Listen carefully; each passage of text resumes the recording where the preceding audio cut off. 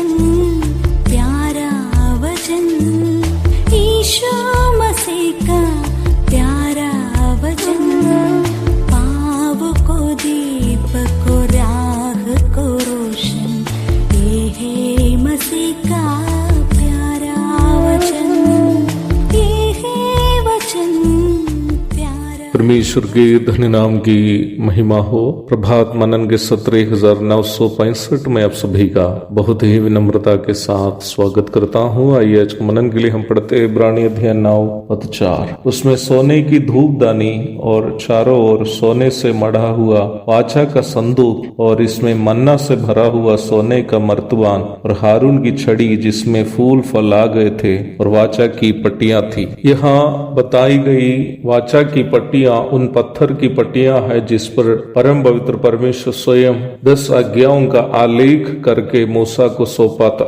निर्गमन 25 की 16, 21, 34 की 29, 40 की 20, व्यवस्था विवरण 10 की 1 से 21 तक, दूसरा इतिहास 5 की 10 आदि आयतों को पढ़ लीजिएगा। अभी बताई गई पदों को यदि आप पढ़ेंगे तो आप ये बात अवश्य समझ पाएंगे कि हारून की छड़ी और वो मर्तबान जिसमें मन्ना रखा हुआ था बाद में खो गया और केवल इन पट्टियां जिस पर परमेश्वर ने 10 आज्ञाएं लिखी थी बची गई। परम पवित्र स्थान में वाचा की पट्टियों की मौजूदगी परमेश्वर के साथ वचन का अविभाजित संबंध और वचन में परमेश्वर का प्रभाव को दर्शाता है। हम इस बात को पूर्व में भी मनन किए हुए हैं कि प्रभु यीशु मसीह वचन का देह रूप है और पवित्र शास्त्र बाइबल वचन का लिखित रूप है। यूहन्ना अध्याय 1 पद 1 से 3 तक और पद 14, लूका 24 की 44। संपूर्ण पवित्र शास्त्र अर्थात उत्पत्ति से लेकर प्रकाशित वाक्य तक 66 पुस्तकों की रचना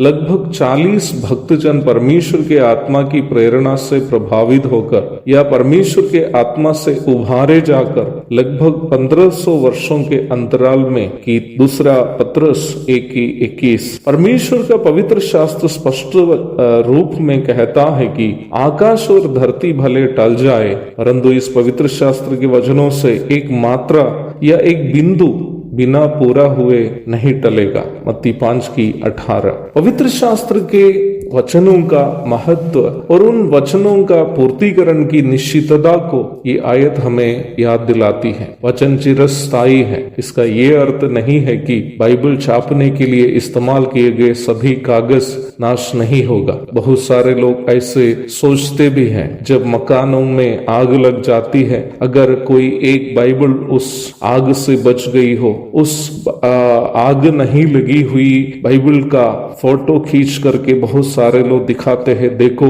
परमेश्वर का वचन नाश नहीं हुआ है।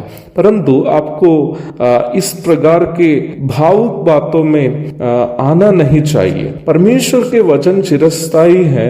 इसका अर्थ यह है कि पवित्र शास्त्र में आलेख किए हुए वचनों का सत्यता 100% है और वैसे ही इन वचनों की पूर्ति होनी सुनिश्चित है। बाइबल को छापे हुए कागज नाश हो सकता है, उसकी कवर सड़ जा सकता है, परंतु बाइबल में आलेखित परमेश्वर के वचन में जो बातें हैं वो बिना पूरा हुए नाश नहीं होगा। वो वचन अवश्य पूरा होने वाला है और उस वचन में आलेखित बातें कभी नहीं बदल सकती है। परमेश्वर के वचन में लिखित बातों का पालन करने या नहीं करने की आजादी जब तक मैं और आप संसार में है हमें है, परंतु ये अवश्य याद रखें कि इन वचनों का पालन करने या नहीं करने के परिणामों को हमें अवश्य झेलना ही पड़ेगा। एक और शुभ दिन की धन्य कामनाओं के साथ आज का मनन में यहाँ समाप्त करता हूँ। प्रभु अपने वचन से आप सभी को आशीषित करे, उनके धन्य नाम की महिमा हो। आमीन।